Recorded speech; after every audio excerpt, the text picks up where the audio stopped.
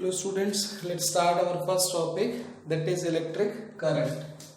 So what is electric current? Electric current is flow of charge with respect to time. ठीक है, means अगर किसी wire में, obviously conducting wire में आपने मटेरियल को पहले कैटेगराइज किया, वो पढ़ा होगा आपने कि मटेरियल को हमने दो कैटेगरी में डिवाइड किया था, कंडक्टर और insulator. Conductors are those materials which allow to pass electric current through them. और आपको याद दिला दूं, आपको पता भी होगा, I think silver is a best conductor. ठीक है, और अगर हम बात करें इंसुलेटर्स की, तो insulators are those materials which do not allow to pass electric current through them. ठीक है ना, दो कैटेगरी मैंने बताई आपको, कंडक्टर और दूसरा इंसुलेटर. तो कंडक्टर और इंसुलेटर वो मटेरियल्स हैं जो अलाउ करते हैं, कंडक्टर वो जो इलेक्ट्रिक करंट को पास करे, अपने अंदर से अलाउ करे, और इंसुलेटर वो which don't allow to pass electric current through them. ठीक है ना, तो flow of charge with respect to time. अगर किसी वायर में चार्ज फ्लो कर रहा है, ठीक है ना, डेफिनेटली वो वायर आपकी कंडक्टर है, उस फ्लो ऑफ चार्ज को विद रिस्पेक्ट टू टाइम उसको क्या बोला जाएगा? इलेक्ट्रिक करंट बोला जाएगा. सिंबल की अगर हम बात करें तो इलेक्ट्रिक करंट का सिंबल होता है आई. इलेक्ट्रिक करंट का सिंबल होता है आई. ठीक है ना, यूनिट की हम बात करें तो यूनिट होती है इसकी एम्पेयर. अब अगर फॉर्मूले की हम बात करें, इसी डेफिनेशन से ही बनेगा flow of charge with respect to time. Flow of charge it means charge flow कर रहा होगा किसी वायर के अंदर टाइम के रिस्पेक्ट में, इसको बोला जाएगा इलेक्ट्रिक करंट. Electric current. ठीक है, तो फॉर्मूले सिंबल्स की टर्म में क्या बनेगा? ये I is equal to Q by T. तो यहां से एक और यूनिट हम लिख सकते हैं, चार्ज की यूनिट होती है कूलम और टाइम की यूनिट होती है सेकंड. तो कूलम पर सेकंड भी यूनिट हो सकती है या एम्पेयर भी यूनिट हो सकती है किसकी?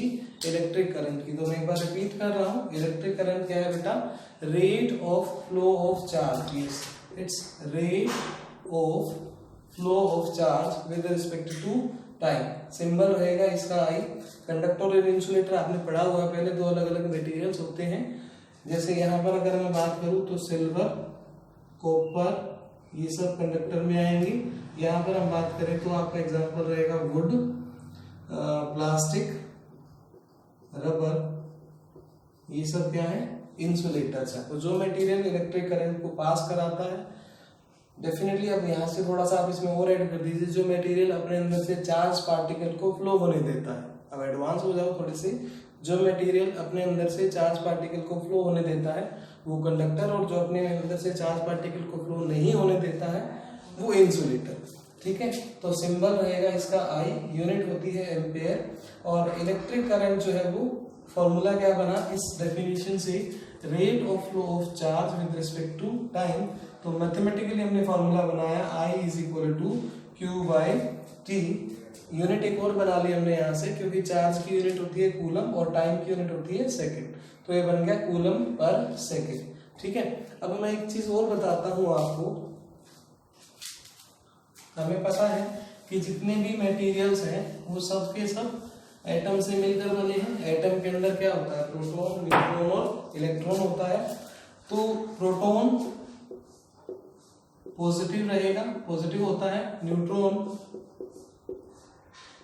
न्यूट्रल होता है, और इलेक्ट्रॉन नेगेटिव होता है.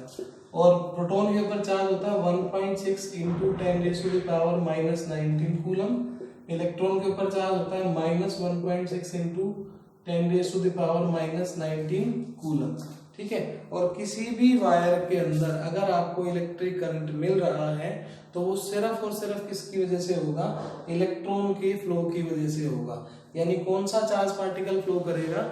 इलेक्ट्रॉन फ्लो करेगा. वो भी स्पेसिफिक कौन सा? फ्री इलेक्ट्रॉन बोला जाता है उसको. क्या बोलते हैं उसको?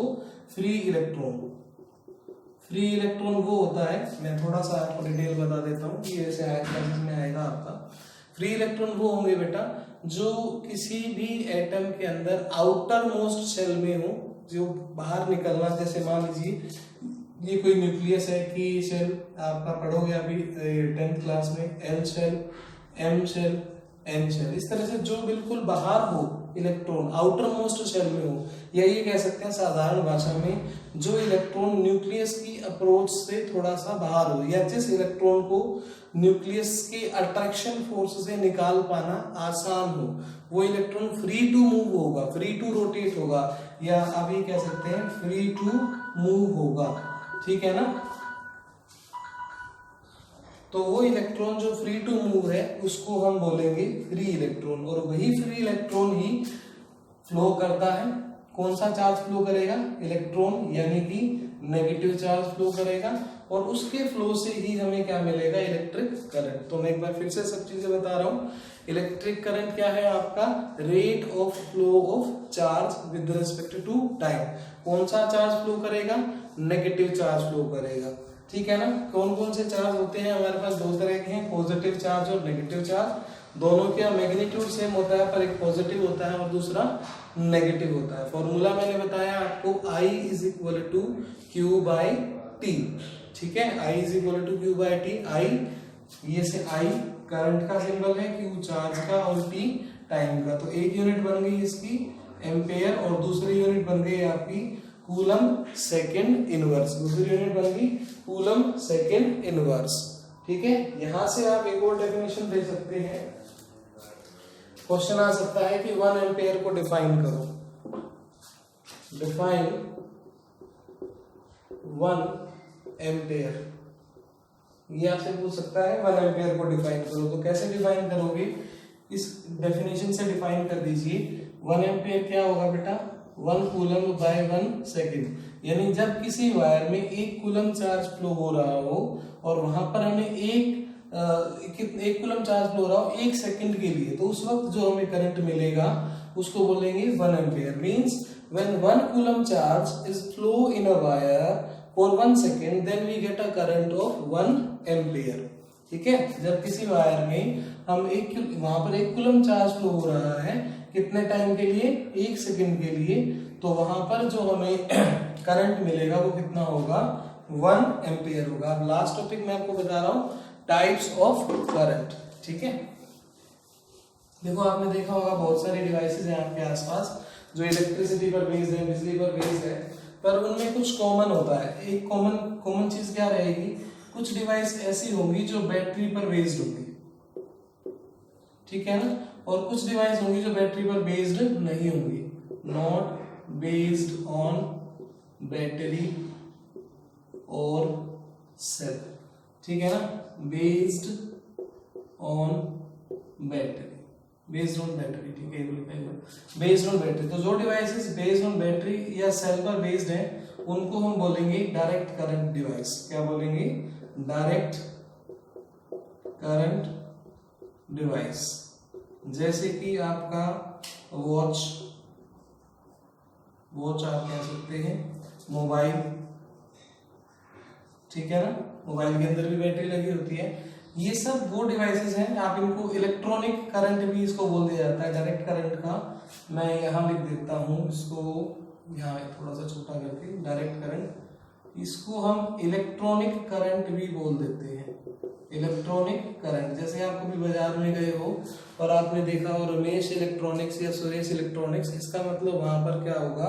डायरेक्ट करंट से रिलेटेड डिवाइसेस आपको मिलेगी, ठीक है ना। वो मोबाइल शॉप भी हो सकती है, मोबाइल रिपेयर शॉप भी हो सकती है, ठीक है ना, या घड़ी की दुकान भी वो हो सकती है। कहने का मतलब ये है कि जहां पर सेल या बैटरी से रिलेटेड कोई आपको इक्विपमेंट मिल रहा है मार्केट में, तो वो इलेक्ट्रॉनिक करंट को डील कर रहा है, डायरेक्ट करंट को डील कर रहा है। मैं डिटेल में बताऊंगा जब हम पोटेंशियल के बारे में पढ़ेंगे, तब मैं आपको उसको और थोड़ा डिटेल में बताऊंगा। अभी के लिए सिर्फ आप 2 कैटेगरी समझ लीजिए, एक वो जो बैटरी पर बेस्ड है और एक वो जो बैटरी पर बेस्ड नहीं है।